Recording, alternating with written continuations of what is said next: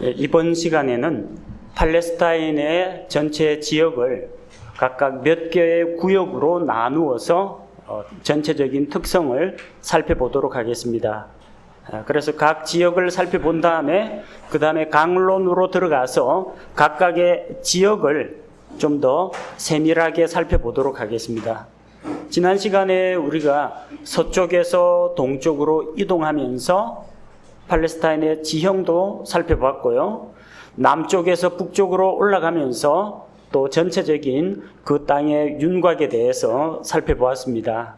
이제 다시 약간 중복되는 부분이 있습니다만 팔레스타인 지역이 몇 개의 덩어리로 나뉘는지 한번 알아보도록 하겠습니다. 우리나라로 치자면은 서울 경기 지역이 있고 강원 지역이 있고 충청 지역이 있고 호남 전라 지역이 있고 경상도 지역이 있는 것처럼 팔레스타인도 몇 개의 구역으로 나뉩니다. 이건 어떤 행정적인 구역선에 따라서 나뉘는 것이 아니라 자연 그리고 지형, 자연적인 지형, 지리 그리고 각 지파가 거주하던 그런 영토에 따라서 나뉘는 겁니다. 지난번에 살펴본 것처럼 팔레스틴 땅의 서쪽, 그 서쪽 땅은 지중해 연안과 접하고 있습니다. 지중해 연안과 접하고 있는 그 부분에 강수량이 적절하게 있고 평야지대가 펼쳐지기 때문에 농업지역으로 많이 사용된다고 했습니다. 그쪽을 이제 해안 평야지대라고 합니다. 그런데 이 팔레스타인의 해안은 여러분 보시면 아시겠지만 해안선이 너무 단조롭습니다. 매끈합니다. 좀 굴곡이 있고 들어오고 나오는 곳이 있고 많이 있어야만 파도로부터 배를 지킬 수가 있어서 항구가 형성됩니다. 그런데 대부분의 해안이 굴곡이 없고 방파제가 될 만한 것이 없습니다. 그리고 수심이 얕아서 항구로 쓸 수는 없고 그냥 배가 잠시 정박하는 그런 수준으로 활용됩니다. 저 위쪽에 북쪽에 보면은 악고 평야가 있습니다. 자, 악고 평야가 어디에 있느냐면요. 지난번에 우리 해안선 따라 올라가다 볼록 솟은 기손강이 바다로 흐르는 갈멜산 그 위쪽에 보니까 녹색 글씨로 악고 평야, 가로 글씨로 나오죠. 그 악고라는 도시는 그 위에 있습니다. 자, 그 악고 평야가 있고요.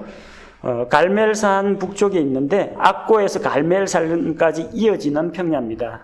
그런데 이 북쪽 지방은 평야의 폭이 좁습니다. 그 폭이 약 8km 정도 됩니다. 원래 이 땅은 아셀 지파가 차지했습니다. 여러분 여호수아의 그 영토 분배에 대해서 지도 21에 보면요.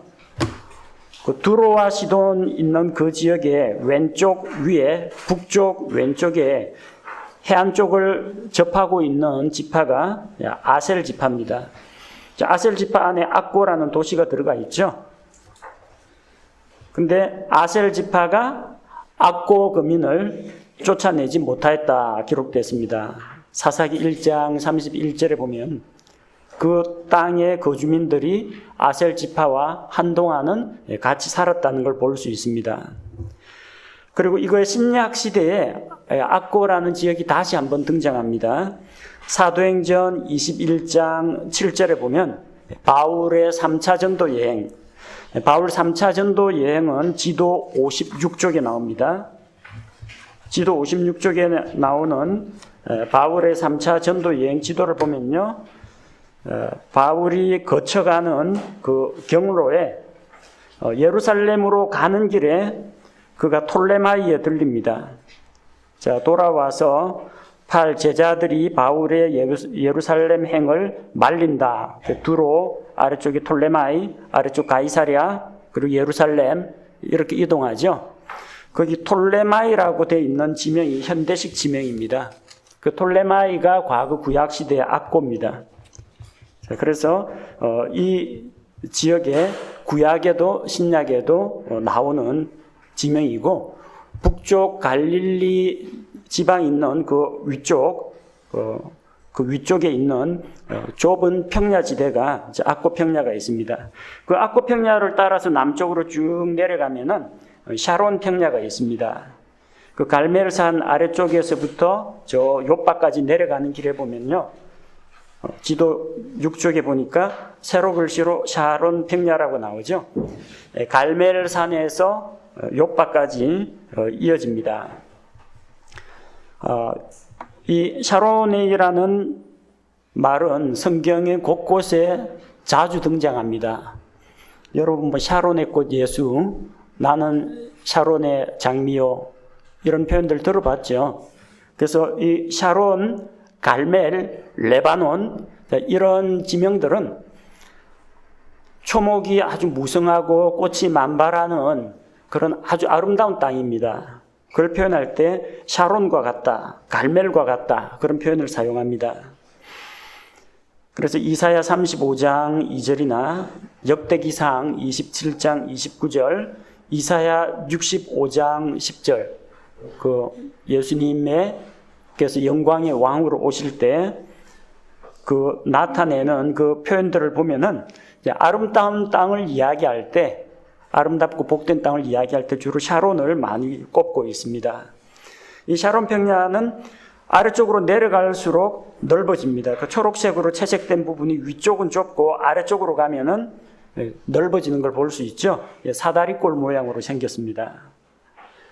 자, 근데 여기 역시 해안선이 너무 매끈하죠. 해안선에 거의 뭐 굴곡이 없고 또 모래 언덕이 많습니다. 모래 언덕이 많아서 그 수심이 얕습니다. 해안선 수심이 얕기 때문에 항구를 만들기는 부적합합니다. 큰 배는 들어올 수가 없어요. 또 강우량이 많고 연중 내내 일교차가 별로 없습니다. 자, 이게 해안지대거든요. 해안지대에는 물이 가까이 있습니다. 아시다시피 지구상에서 가장 열을 받더라도 천천히 더워지고 천천히 식는 것, 말하자면 이제 비열이 가장 높은 것이 이제 물입니다. 그래서 쇠처럼 금방 달아올랐다 금방 식는 게 아니라 육지처럼 햇볕 받으면은 뜨거워졌다가 갑자기 식는 게 아니라 바닷가 쪽에는 일교차가 별로 없습니다. 바닷물이 급하게 가열돼서 끓어오르지도 않고 급하게 냉각되지도 않기 때문에 비교적 기후가 좋은 편입니다. 그리고 위쪽에 악고 평야의 폭이 약 8km 정도였다면 이 남쪽으로 내려오면서 폭이 약 20km 정도로 넓어집니다. 그 샤론 평야를 쭉 따라 내려와서 아까 요바까지 내려온다고 했죠. 요바에서 이제는 남쪽으로 내려오기보다는 거의 남서쪽으로 휘어지면서 내려갑니다. 그럼 이집트까지 내려가겠죠. 요바에서 아래쪽에 아스돗, 아스글론, 가사까지 쭉 내려가는 그 넓은 평야가 블레셋 평야입니다. 팔레스타인 평야라고 부르기도 하고 블레셋 평야라고 부르기도 합니다. 이 팔레스타인 평야 지역에는 해안에 사구라고 불리는 모래 언덕들이 많습니다. 이 모래 언덕들이 쌓이게 됨에 따라서 이제 강물이 제대로 바다 쪽으로 빨리빨리 흘러내려가지 못하는 그런 경우가 있습니다. 그 강물이 막혀서 중간에 늪지대를 이루기도 하고요. 이 모래 언덕 이것 때문에 역시 배가 다니기는 조금 불편한 지역입니다. 구약시대 이야기입니다. 요즘은 기술이 좋아가지고 바다에 그 돌 쫙 깔아가지고 방파제 만들고 항구 같은 것들을 얼마든지 만들 수 있지만 구약시대에는 뭐 조그마한 배는 괜찮겠지만 배가 물속에 깊이 잠기는 그런 큰 배는 정박하지를 못했습니다. 자, 이 팔레스타인 평야는 아벡에서 욥바까지 이르는 그 야르곤 강이 있습니다. 여러분 그 지도에서 욥바를 찾으시면 욥바는 나오죠? 가이사르에서 쭉 내리면 가드림몬 밑에 욥바가 나옵니다. 욥바에서 비스듬히 한 오후 2시 방향으로 가면은 아벡이라고 나오죠? 아벡 찾았습니까? 에베네셀 아래쪽이 아벡. 예. 그 아벡이라는 요 지역까지 야르곤 강이 흘러갑니다. 그래서 이 팔레스타인 평야에는 곳곳에 이 강들이 많이 흐르고 있어요. 그리고 이 욥바에는 바위로 되어 있는 그 돌출부들이 많이 나와 있습니다. 그래서 옛날부터 배들을 운행하는 그런 항구로 많이 사용됐습니다. 요나가 니느웨로 가지 않고 다시스로 도망가려고 할 때 욥바에서 배를 탔습니다. 그리고 사도행전에 보면은 바울의 전도 여행 바닷가로 나갈 때는 가이사랴나 욥바를 거쳐서 가는 걸 볼 수가 있습니다. 그리고 이 팔레스타인 평야는 구약 시대에는 블레셋 사람들이 살고 있던 그들의 영토였습니다. 지난 시간에 우리 지도 27번을 살펴봤는데요. 블레셋 땅에 있는 블레셋 5 부족들 위치를 확인하느라고 살펴봤죠. 그래서 블레셋 사람들의 5 도시들이 바로 이 팔레스타인 평야 지역에 있습니다. 해안 쪽에 보면은 아스돗, 빨간 점 찍혀 있죠. 아스돗. 아래쪽으로 내려가면 아스글론, 그 아래쪽에 가사라고 되어 있는 가자, 요즘 그 분쟁이 일어나고 있는 팔레스타인의 가자 지구입니다. 그 다음 내륙으로 들어가면은 에그론이 있고 가드가 있습니다.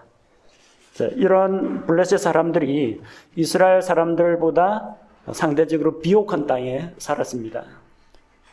그래서 이스라엘 사람들이 힘이 강성할 때는 블레셋 쪽으로 이제 내려오고 힘이 약할 때는 블레셋에게 밀려가지고 저 산지에서 내려오지 못하는 그런 일들이 계속 역사적으로 나타났습니다.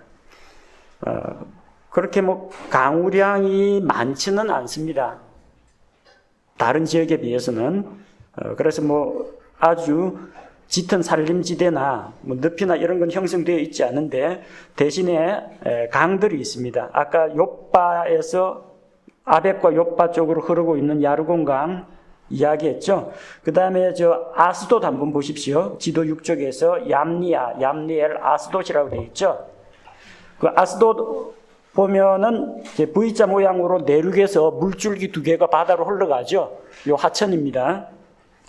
그 다음에 가사, 그랄 지역 보십시오. 가사, 그랄, 가사 아래쪽에 보니까 또 2개의 강이 흐르다가 만나서 가사 아래쪽에서 바다로 흘러 들어가죠. 이 평야지대 곳곳에 이 육지로부터 바다로 흐르는 강들이 있습니다. 그래서 이 강물이 있기 때문에 비록 비가 적게 온다 할지라도 밭에다가 물을 공급할 수가 있다는 겁니다. 이 평야지대에서 밀과 보리가 자랍니다. 그리고 서쪽 해안 지역은 지중해성 기후 영향을 받기 때문에 올리브나 포도를 재배하기에 좋습니다. 이 지중해성 작물의 특징이 건기와 우기가 뚜렷하고 또 토지에서 물 빠짐이 아주 좋아야 됩니다. 그래서 올리브, 포도, 무화과, 대추야자 이런 것들이 많이 재배가 됩니다. 자, 왼쪽에 그 좁다란 녹색 지대 남북으로 뻗어 있는 곳이 이제 해안 평야 지대였고요. 그다음 이제 그 고원지대로 넘어가기 전에 세펠라라고 하는 낮은 구릉지대가 있습니다. 저 위쪽에 사마리아 산지, 유다 산지 넘어가기 전에 구릉지대가 있는데 각 구릉과 구릉 사이에 또 좁은 골짜기들이 나 있다는 걸 지난번에 확인했었죠. 아엘론 골짜기, 소렉 골짜기, 엘라 골짜기, 마레사 골짜기, 라기스 골짜기. 구릉과 구릉 사이에 이런 골짜기들이 있고 이 낮은 언덕 구릉을 세펠라라고 부릅니다. 팔레스타인 평야와 유대 산악지대 사이에 있습니다. 높이는 그리 뭐 높진 않습니다. 그러니까 동네 야트막한 야산 정도로 생각하시면 됩니다. 약 150에서 250m 정도고 석회암 지대입니다. 항상 이 세펠라를 사이에 두고 남쪽 평야지대에는 블레셋이 있었고 그 유다 산지 지방에는 이스라엘 사람들이 있습니다. 그래서 블레셋과 이스라엘 중에서 어느 쪽이 그 군사력이 더 강하냐 거기에 따라서 강한 쪽에서 세펠라 지역을 이제 관할했습니다. 뭐 세펠라 지역 이게 뭐 석회암 지대이기 때문에 뭐 아래쪽 평야 지대에 비하면은 크게 경제적인 가치는 별로 없습니다. 근데 왜 이 지역을 차지하려고 하느냐? 유다산지에서 평야지대로 나가거나 이 전체 전 세계로 뻗어나가는 그 무역로를 가려면은 반드시 골짜기를 지나야 됩니다. 세팔라 지역에 있는 구릉과 구릉 사이에 있는 그 골짜기를 지나야 큰 길로 나갈 수가 있습니다. 그래서 그 땅의 경제적인 가치라기보다도 교통로를 장악하고 군사도로를 확보할 수 있다는 측면에서 세펠라를 누가 장악하느냐, 이게 상당히 중요한 의미를 갖습니다. 그래서 힘싸움이 주로 세펠라에서 일어납니다. 전쟁이 일어났다 하면은 어쨌든 여기서 일어나요. 여호수아 전쟁도 아얄람 골짜기에서 일어났고요. 그리고 저 엘라 골짜기에서 거인 골리앗과의 싸움이 일어났고, 라기스 골짜기에서 바빌론 군대를 맞서가지고 오랫동안 농성전을 벌이기도 했습니다.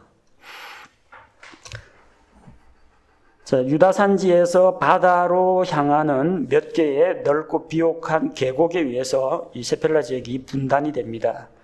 남쪽에 있는 라기스 골짜기, 그쪽에 보면 이제 라기스라는 것도 있습니다. 그 라기스 그리고 아세가, 이런 지역은 아주 성이 아주 튼튼합니다.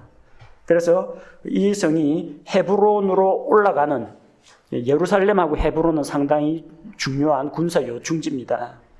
그 헤브론 아래쪽은 지난번에 말씀드렸지만 사막지대로 내려가기 전에 지형이 급속도로 그 지대가 낮아집니다. 그 험준한 절벽과 마찬가지입니다. 올라올 수가 없어요. 동쪽도 유다산지 거의 경사가 급합니다. 그 적군이 쳐들어오면 어디로 쳐들어오느냐? 서쪽에서 동쪽으로 쳐들어옵니다. 세펠라 지나가지고. 그래서 바빌론 군대라든지 이런 외적이 침입할 때는 라기스 지역, 라기스 골짜기에 있는 이 라기스 지역에서 군대를 주둔하고 공성전, 성을 공략하기 위해 전쟁을 일으켰습니다. 예레미야 34장 1절에서 7절에 보면은 이 라기스 같은 견고한 성은 바빌론이 침략했을 때도 최후까지도 성문 굳게 걸어 잠그고 농성전을 펼치던 그런 지대입니다. 그 다음에 이 세펠라를 지나가지고 이제 고원지대로 들어갑니다. 이제 이 고원지대는 한마디로 고원지대 할 수 있는 게 아니라 북쪽과 중부 지역과 남쪽과 이렇게 지역에 따라서 고원지대가 나뉩니다. 이 고원지대를 살펴보고 그 다음에 요르단 협곡, 트랜스 요르단 지역은 다음 시간에 다루도록 하겠습니다. 자, 이 고원지대는 북쪽 끝 레바논 산들에서 시작해서 남쪽으로 뻗어 내려갑니다. 그 북쪽 산지가 어디냐면요, 저 두로와 시돈 지방이 있고요, 맨 위쪽에 지도 6쪽에. 그 다음에 저 위쪽에 헤르몬 산이 있죠. 바알갓, 바알 헤르몬, 아래쪽 헤르몬 산이 있습니다. 그래서 이 헤르몬 산이 있는 곳이 이제 안티 레바논이라고 하고, 그 맞은편 왼쪽에 있는 걸 레바논 산맥이라고 합니다. 그 레바논의 산들을 시작해서 남쪽으로 쭉 뻗어 내려가는 것이 팔레스타인의 고원지대입니다. 우리식으로 이야기하면 이제 뭐 백두대간 정도로 보시면 되겠습니다. 저 북쪽에 갈릴리 지방이 있습니다. 갈릴리 바다, 갈릴리 호수 주변에 갈릴리 지방이 있습니다. 지도 색깔을 보니까 녹색이 많이 보이죠. 평야지대가 많이 있다는 겁니다. 구약시대 이 갈릴리 지방은 스불론 지파와 납달리 지파의 영토였습니다. 예수님께서 갈릴리 해변에서 어부들을 부르시고 갈릴리 전 회당에 돌아다니면서 말씀을 전파하니까 이방의 갈릴리 땅이 빛을 받았다, 복을 받았다 그러죠. 스불론과 납달리 지방 어둠의 그늘에 앉아있던 자들에게 큰 빛이 비쳤다고 합니다. 왜 그게 이방의 갈릴리인지 지난 시간에 말씀드린 바와 같이 외적의 침입도 자주 받았고 북쪽에서 두로와 시돈의 이 장사꾼들이 자주 들락거리다 보니까 이방의 종교 문화 영향을 많이 받았습니다. 근데 상대적으로 이 이스라엘의 수도 지역은 어디에 있느냐면 북쪽 이스라엘의 수도는 저 사마리아 쪽에 있었고, 세겜 사마리아가 중심 도시고, 남쪽 유다는 예루살렘 헤브론이 중심 도시입니다. 상대적으로 이스라엘 사람들에게 크게 주목을 받지 못하던 그런 가난한 동네였습니다. 자, 그런데 예수 그리스도의 사역으로 인해서 그들에게 복음의 빛이 비쳤다는 겁니다. 자, 이 갈릴리 지방은 윗갈릴리, 아랫갈릴리로 나뉘게 됩니다. 윗갈릴리는 갈릴리 북쪽 높은 산악지대를 이야기하는데 요즘 지명으로 예벨 야르마크라고 하는 지역이 약 해발고도 1200m 정도 됩니다. 헤르몬산 2850m보다는 낮습니다만 해발 1000m 이상에 있는 고지대가 윗갈릴리입니다. 여호수아기 11장 1절에서 14절에 보면 여호수아가 하솔 왕 야빈과 메론 물가에서 싸웠다고 했고, 그리고 그들을 추격해서 시돈과 미스레봇 마임까지 추격했다고 했습니다. 갈릴리 호수 위쪽에 보면은 호수가 또 하나 있죠. 훌라 호수라고 보이죠. 훌라 호수 아래쪽에 하솔이란 지명이 있죠. 여기가 하솔입니다. 하솔 왕 야빈과 그 아래쪽 하솔 아래쪽에 메롬이 있죠. 그 메롬 물가에서 싸웠는데 적들이 성이고 뭐고 다 버리고 어디로 도망을 가느냐. 그들이 시돈과 미스레본마임까지 올라갑니다. 저 두로 오른쪽 아래 보면은 빨간 점 찍힌 두로 오른쪽 아래 미스레본마임이라고 보이죠. 그 다음에 리타니 강을 건너가지고 저 위에 올라가면 페니키아 시돈 지방이 있습니다. 거기까지 적군들을 추격해서 선멸전을 펼쳤다는 이야기입니다. 그 여호수아가 전쟁을 하던 갈릴리 호수 그 북쪽에 있는 높은 산악지대, 그쪽을 윗갈릴리라고 부릅니다. 아랫갈릴리 지방은 어디냐 하면요, 아까 우리 악고 평야에서 악고 평야 위쪽에 악고라는 도시 봤죠? 해안선 쪽에 있습니다. 악고. 그 악고에서 동쪽으로 선을 그으면요, 동쪽으로 이어지는 선을 따라 그으면은 그 선 아래쪽은 지반이 침하되어가지고 지대가 갑자기 낮아집니다. 그 아래쪽이 아랫갈릴리라고 부릅니다. 그래서 갈릴리, 나사렛, 가나, 나인 이런 도시들이 아랫갈릴리 지방에 있습니다. 윗갈릴리 지방은 예수님의 그 복음 사역, 신약시대 복음 사역에 별로 자주 많이 등장하지는 않습니다. 자, 요 아랫갈릴리 지방의 주요 도시가 나사렛, 위치 확인하십시오. 나사렛은 갈릴리 호수 최남단에서 왼쪽으로 선을 쭉 따라 그으면 나사렛이 나옵니다. 그 다음에 가나, 예수님께서 첫 번째 표적을 행하신 곳, 역시 나사렛에서 북쪽에 가나가 있죠. 갈릴리 호수 중반 정도 위치에 있습니다. 그 다음에 나인, 나사렛이라는 그 글자 아래쪽에 보면 나인이라고 하는 조그마한 도시가 있죠. 어떤 사건이 생각납니까? 예수님께서 나인성의 어느 과부의 외아들을 살려주신, 죽은 자를 살리신 그런 기적이 일어난 도시입니다. 자, 이 갈릴리 지방에 에스드라엘론 평야가 있는데 이름이 에스드라엘론 평야라고 불리기도 하고 이스라엘 평원이라고 불리기도 합니다. 요 지도에는 이스라엘 평원이라고 되어 있죠. 이스라엘이라고 부르기도 하고 영어 발음 J-E를 E라고 읽기도 하고 예라고 읽기도 하고 그래서 예스라엘이라고 읽기도 합니다. 이스라엘, 예스라엘, 에스드라엘론 표기법이 조금씩 다릅니다. 자, 이 에스드라엘론 평야, 이스라엘 평원은 그 글자 모양이 흐르는 그 모양을 보십시오. 그 지역입니다. 서쪽 끝에 있는 그 좁은 계곡 지역은 무깃도 있는 곳에서 기송강을 따라서 바다로 흘러갑니다. 그래서 악고 평야하고 연결이 됩니다. 남동쪽은 어디로 흘러가느냐 하면요, 이 에스드랄 평야가 어디로 뻗어가느냐, 남동쪽은 모레산과 길보아 산 사이에 이스라엘 골짜기를 따라서 요르단 계곡으로 연결이 됩니다. 자, 이 이스라엘 평원 위쪽에 보면요, 그 이스라엘 오브라, 이스라엘 그 위에 모래 언덕이 있죠. 바닷가 모래가 아닙니다. 모래 언덕입니다. 그게 모래산입니다. 그 남쪽에 보면 이스라엘 평원, 원자 글자 아래쪽에 길보아산이라고 보이죠.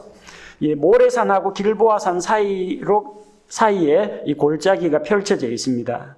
그게 어디로 연결되느냐면은 평원이라는 글자 옆에서 벳산과 베색이 나오죠.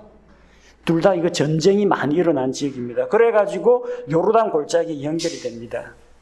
여기가 이스라엘 평원이 왜 중요하냐면 평야지대이기 때문에 곡식이 많이 자란다. 이거 말고도 이 유다 지방을 공략하려면 어떻게 방법이 없어요.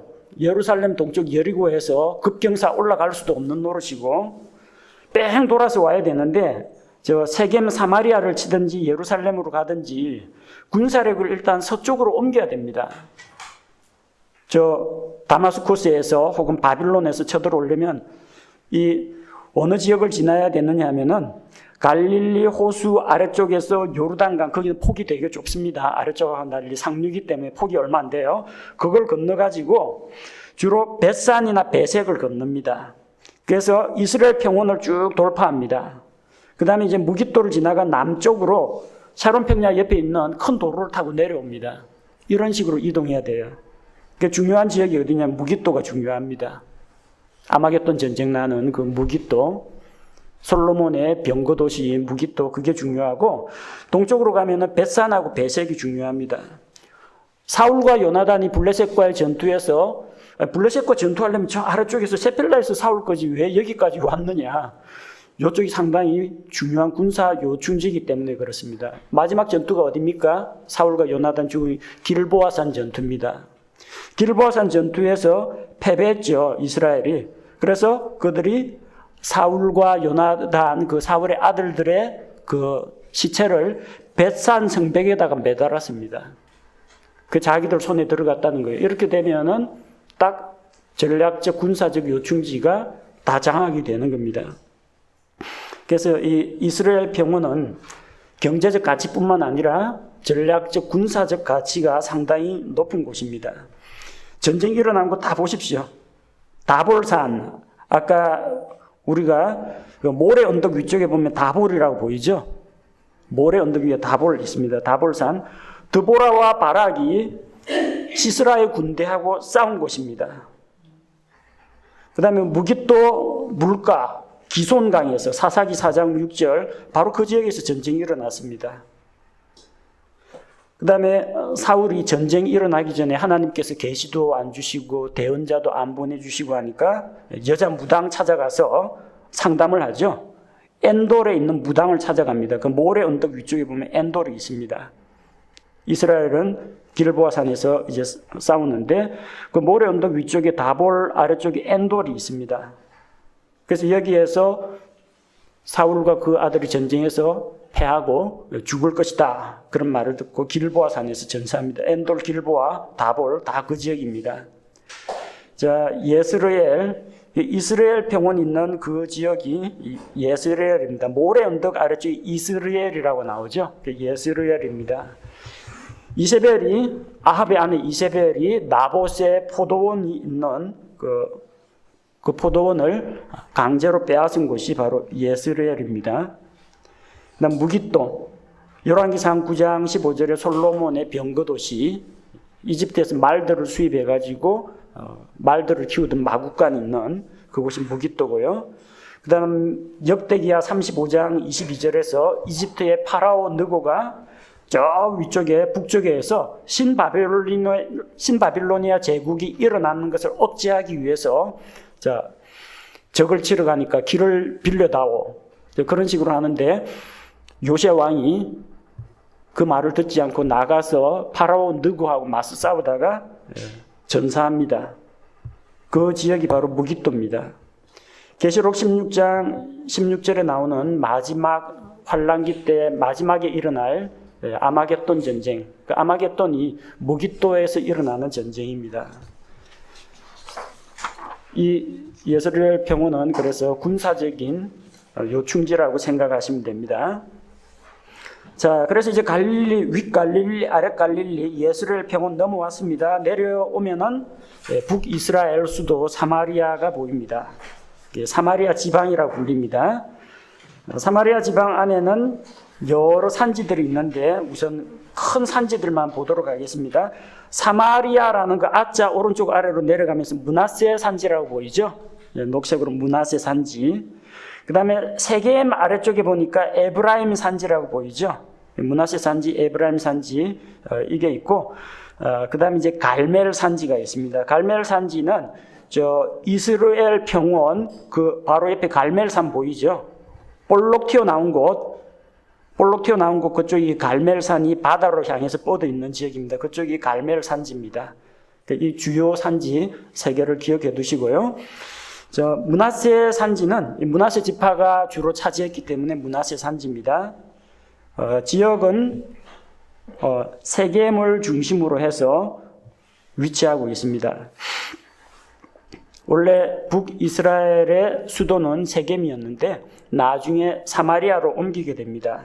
자, 이 므낫세 산지는 가장자리는 고원지대고 가운데에는 석회암으로 된 분지입니다.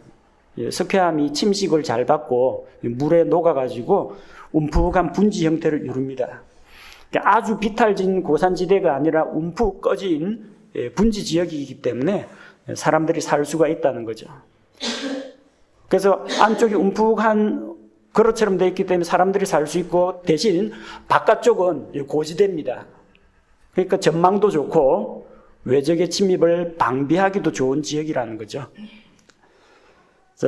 남쪽에는 그리심산이 있고 북쪽에는 에발산이 있습니다. 세겜을 중심으로 보십시오. 세겜이라는 그 빨간 글씨 왼쪽 위에 보면 에발산이 있고요. 세겜 아래쪽에 수가 아래쪽에 그리심산이 보이죠. 전체 크게 묶을 때는 그런 사마리아 지방이라고 부르는데 산지로 나눌 때는 이렇게 나눕니다. 열왕기상 12장 25절에 보면은 르호보암 때 이 이스라엘 왕국이 북이스라엘과 남유다로 갈라집니다. 북쪽 10개 지파, 아래쪽 2개 지파 이렇게 나뉘는데 여로보암이 처음에 세겜을 수도로 정했습니다. 상당히 역사적인 의미가 있는 도시입니다. 아브라함이 가나안 땅으로 들어와서 제일 먼저 하나님께 제단을 쌓고 경배드린 곳입니다. 그리고 이 땅을 너와 너의 후손에게 주겠다. 그 땅에 대한 구체적인 약속을 받은 곳이 이 세겜입니다. 중요한 도시입니다.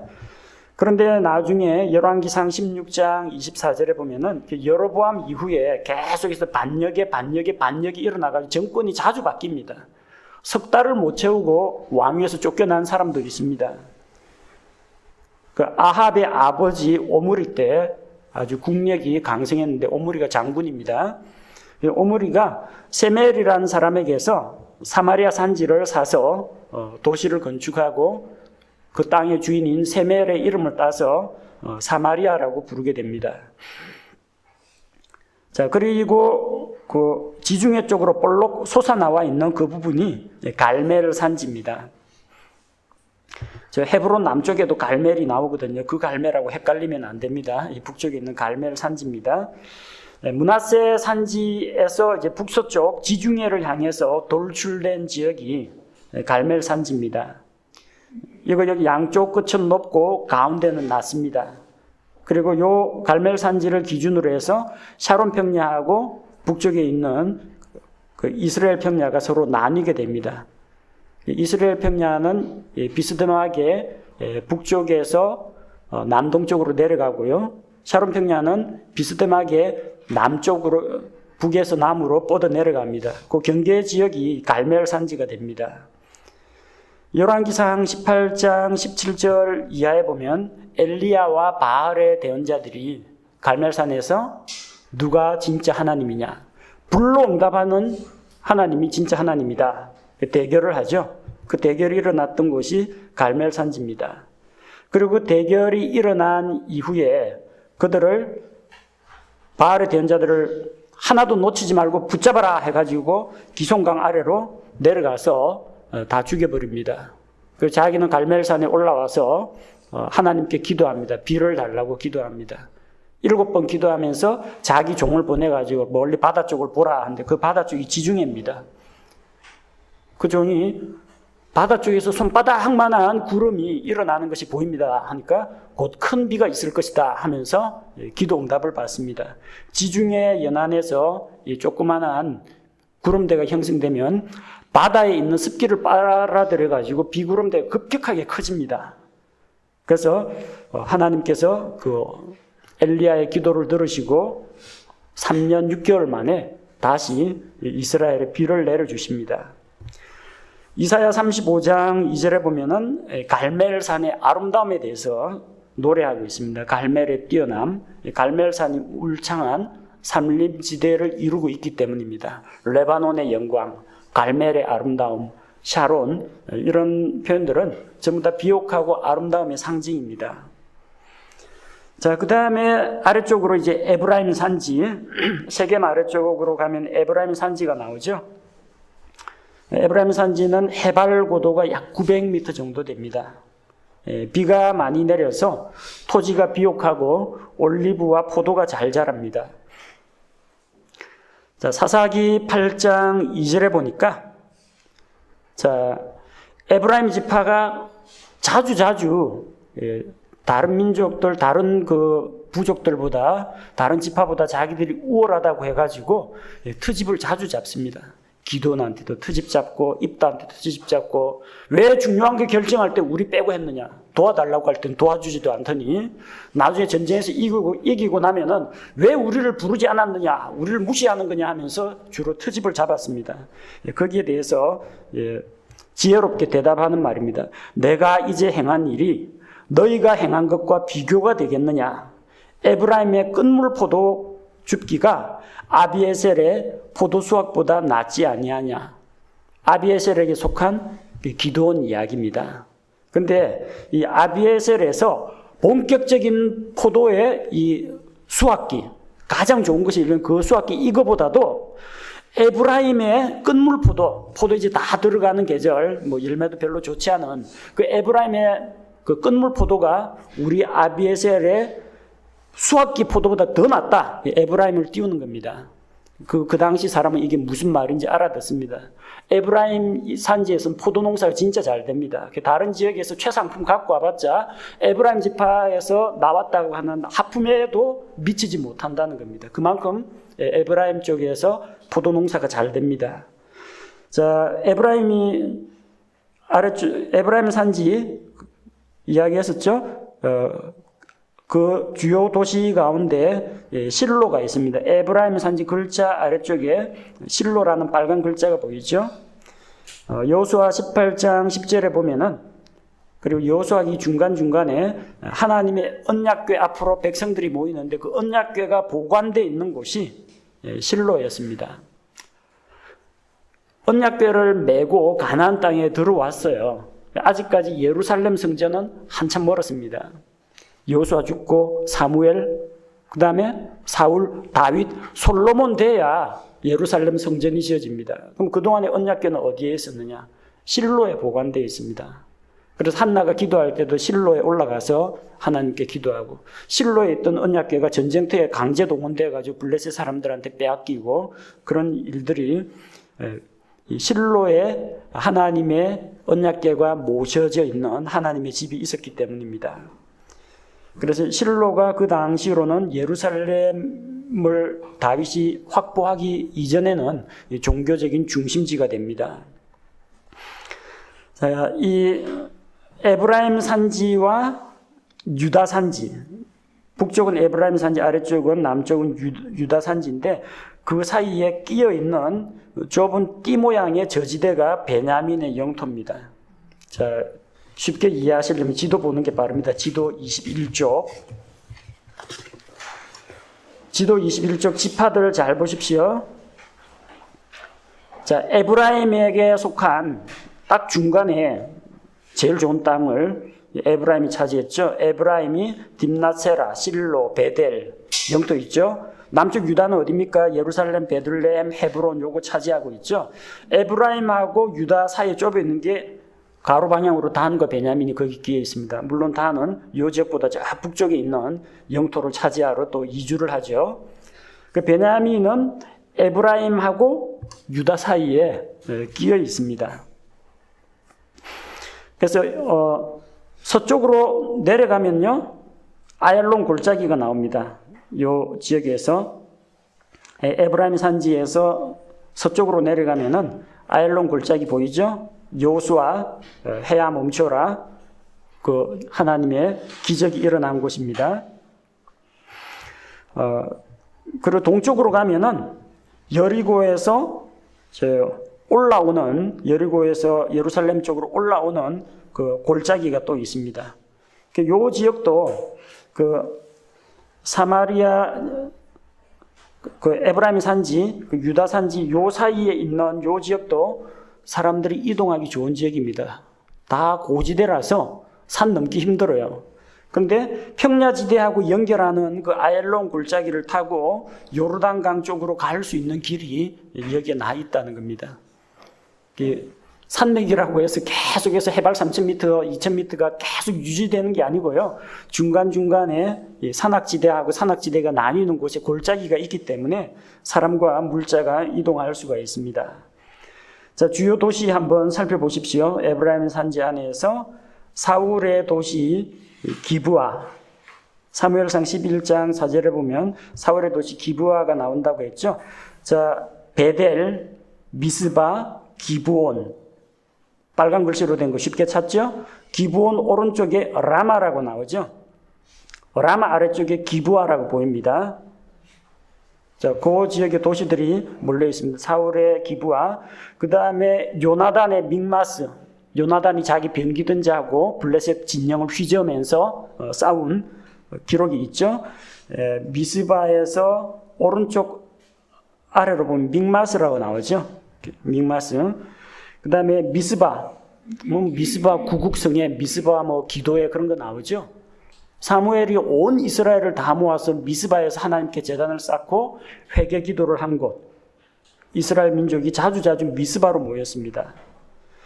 그 다음에 아까 우리가 살펴본 그 지역에 기브아, 아까 찾았었죠? 기브아 높, 오른쪽에 아나돗이라고 나오죠? 아나돗이라면 예레미야의 고향입니다. 이게 전부 이쪽에 도시들이 옹기종기 모여 있는 것을 볼 수가 있습니다. 성경에 나오는 중요한 도시니까 기억해 두시기 바랍니다. 그 다음에 이 에브라임 산지 아래쪽, 사마리아 지방 아래쪽에 보면은 유대 지방이 나옵니다. 유대 지방은 지난번에 말씀드린 것처럼 블레셋 사람들의 땅으로서는 동편, 그 다음에 사해 바다의 서쪽, 부엘세바의 북쪽, 그리고 그 에브라임 산지의 남쪽, 이렇게 갇혀 있는 땅이 유대 지방입니다. 동쪽과 서쪽은 석회석으로 된 고원지대입니다. 석회석이 어떤 지하수라든지 아니면 빗물에 녹아가지고 골짜기가 곳곳에 형성이 됩니다.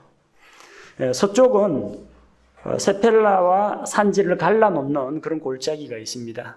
이 세펠라, 그 다음 단계는 고원지대, 이렇게 쫙 경사로가 연결되는 게 아니라 세펠라에서 땅이 움푹 좀 꺼집니다. 침식된 지역이 있고, 그 다음에 다시 골짜기로 타고 저 산 쪽으로 올라가야 됩니다. 그래서 이 공성전 하기가 힘들다는 거죠. 공성 무기 가지고 영차영차 밀고 쫙 올라갔으면 좋겠는데 그게 안 되고 밑으로 푹 꺼집니다. 그래서 위쪽에 있는 산악지대에 있는 사람들이 블레셋 군대를 방어하기에 상당히 유리한 지형입니다. 남쪽으로는 이제 아말렉 족속이 종종 침입을 합니다. 유다 아래쪽 사해바다 최남단, 거기에서 왼쪽에 보면 보라색 글씨로 아말렉 보이죠? 아말렉에서 주로 남쪽에 있는 헤브론 남쪽에 있는 조그마한 유다 도시들을 종종 기습을 하는 일들이 일어났습니다. 유대 지방의 중심 도시는 헤브론입니다. 예루살렘이 아닙니다. 예루살렘은 나중에 사무엘하 5장에서 다윗이 여부수 족속으로부터 이걸 빼앗기까지는 거의 대부분 헤브론이 중심 지역이었습니다. 그리고 예루살렘이 수도가 된 이후에도 헤브론이 상당히 큰 도시고 중요한 도시입니다. 압살롬의 반역이 어디서 일어났습니까? 헤브론에서 사람들 세를 모아가지고 예루살렘으로 진격한 거 아닙니까? 이 헤브론은 석회석 토양인데 쉽게 말하면 물 빠짐이 좋은 토양입니다. 포도와 올리브가 잘 자랍니다. 헤브론에 가서 그 땅을 정탐하라 했더니 헤브론 땅에 있는 에스골 골짜기에서 포도 송이를 베어갖고 장정들이 메고 왔지 않습니까? 포도가 잘 자라는 지역입니다. 자, 그리고 아브라함이 거주하던 곳 역시 헤브론입니다. 헤브론 마므레 상수리 앞 막벨라 굴을 사가지고 자기 가족의 묘지로 삼았죠. 오랫동안 헤브론에 거주했습니다. 다윗이 처음으로 왕이 된 것도 사무엘하 2장에 보면은 헤브론에서 기름 부음을 받았습니다. 나중에 이스라엘 모든 지파가 다윗을 왕으로 모시자 그러고 나서 예루살렘에서 다시 기름 부음을 받습니다. 헤브론이 인구도 많고 성도 아주 크고 그렇기 때문에 압살롬이 반역을 일으킬 때 예루살렘은 전부 아버지 다윗의 측근들이 있으니까 헤브론에서 반역을 일으켰습니다. 그리고 나중에 다윗이 여부수 족속을 물리치고 난 이후에 예루살렘이 이스라엘 왕국의 수도, 정치, 경제, 행정, 문화의 중심지가 됩니다. 예루살렘 아래쪽에 베들레헴이 있습니다. 예루살렘 찾는 건 아주 쉬워요. 그 사해 호수에서 사해 호수 그 북쪽 끝에서 왼쪽으로 쫙 나가면 딱 예루살렘 나옵니다. 예루살렘 아래쪽에 베들레헴이 있습니다. 베들레헴은 곡창지대입니다. 벳레헴, 빵집이라는 이야기예요. 그래서 룻기에서 보아스와 룻의 그 사랑 이야기, 이삭 죽기 이야기가 나오는 게 베들레헴입니다. 그 빵집에서 생명의 빵이신 예수님께서 탄생하셨습니다. 예수님의 출생지죠. 자, 그리고 저 위쪽 북쪽으로 이제 베델이 나오죠. 베델. 에브라임 산지 아래쪽에 있습니다. 자, 베델은 야곱이 형을 피해서 밧단 아람으로 가다가 들에서 노숙을 하는데 꿈에 하늘까지 닿은 사다리를 본 것입니다. 베델의 옛 이름은 루스였는데 사다리를 위에 계신 하나님을 보고 여기가 어딘가 다름 아니라 하나님의 집이로다. 벳엘, 하나님의 집이라는 뜻입니다. 그리고 여로보암이 자기 이스라엘 10개 지파가 예루살렘에 경배하러 가다가 마음이 유다 왕국으로 쏠리게 될까 봐 우상을 만들죠. 금송아지를 만들어서 하나는 북쪽에 있는 단에, 하나는 베델에 둡니다. 단과 베델에 금송아지 우상을 세우고 사람들로 하여금 경배하게 했습니다. 그 지역이 베델입니다. 저 아래쪽 유다 지방 남쪽에 보면 부엘세바, 맹세의 운물이 있습니다. 아브라함과 아비멜렉이 상호 불가침 조약을 맺고 또 이 운물이 내 소유라는 것을 확증해라. 서로 약속한 곳입니다. 맹세의 운물이고 이삭이 또 부엘세바에서 아브라함의 언약을 계승해서 하나님께서 주시는 약속을 재확인받은 곳이 부엘세바입니다. 그 남쪽은 유다 남쪽은 네게브 지방입니다. 아래쪽에 부엘라헬로이라고 보이죠. 나를 감찰하시는 하나님을 만났다 해서 하갈이 광야로 도망가다가 이 우물에서 주의 천사를 만납니다. 그 부엘라헬로이 오른쪽에 보니까 네게브라는 글자 보이죠. 오른쪽 아래에는 호르산입니다. 아론이 죽은 곳. 그 아래쪽은 바란 광야. 정탐꾼 보낼 때 이 유다 남쪽에 있는 요 지역을 네게브 지방, 네게브 사막 지방이라고 부릅니다. 사막이라고 해서 모래만 있는 건 아닙니다. 바위와 모래 그리고 곳곳에 따라서는 오아시스 지역이 흩어져 있습니다. 부엘세바에서 가데스 바네아까지, 가데스 바네아가 어딘지 보시려면 지도 8번을 보시면은 가데스 바네아가 나옵니다. 지도 8번 홍해 위쪽 시내 반도 보이죠? 역삼각형 모양으로 된 시내 반도 보라색 글씨, 그 위쪽에 있는 보라색 글씨가 아말렉이고 그 아말렉 글자 오른쪽 아래 보니까 빨간 점 찍혀 있는 가데스 바네아가 보입니다. 자,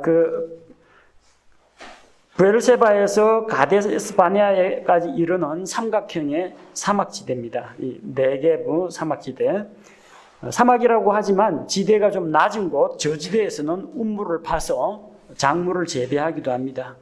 대규모 방목은 아닙니다만 염소, 양 몇 마리씩 걸고 베두힌 족속들이 양을 치기도 합니다. 근데 높은 지대는 험한 벼랑과 골짜기로 되어 있습니다. 그리고 거기는 물이 없습니다. 물이 다 석회암이기 때문에 지하로 다 파고듭니다. 그게 나중에 저지대에 가서 우물로 솟아나는 거죠. 그 높은 지대에는 험한 벼랑과 골짜기로 되어 있고 황무지로 되어 있기 때문에 작물을 재배하기는 어렵습니다. 근데 요 네게브 지방이 나중에 나오겠지만 또 중요한 이유가 저 아라비아 상인들이 이집트 가려면 여기를 지나야 됩니다. 그래서 경제적인 그 교통로 이것 때문에 상당히 중요한 위치를 차지합니다. 요 에돔이나 아라바나 요 지역이 교통로를 확보하고 있기 때문에 여행자들에게 물건을 팔거나 물과 양식을 공급하는 그런 역할을 하기 때문에 사막 지역이라고 해서 쓸모없는 땅은 아닙니다. 이집트 땅 지나가려면은 이집트 땅 들어가려면 바로 이 지역을 통과해야 되기 때문입니다. 자, 전체 각 지역을 몇 개 구역으로 나눠서 살펴보았습니다. 해안평야지대, 그리고 고원지대. 그 고원지대 가운데 또 세부로 나뉘죠. 북쪽에 있는 갈릴리 지방, 사마리아 지방, 유대 지방. 큰 줄기로 이렇게 나누시면 됩니다. 나머지는 요르단 협곡지대하고 요르단 동쪽 트랜스 요르단 지역 이렇게 나누면 됩니다. 다음 시간에는 우리가 요르단 협곡과 그리고 트랜스 요르단 지방에 대해서 살펴보도록 하겠습니다.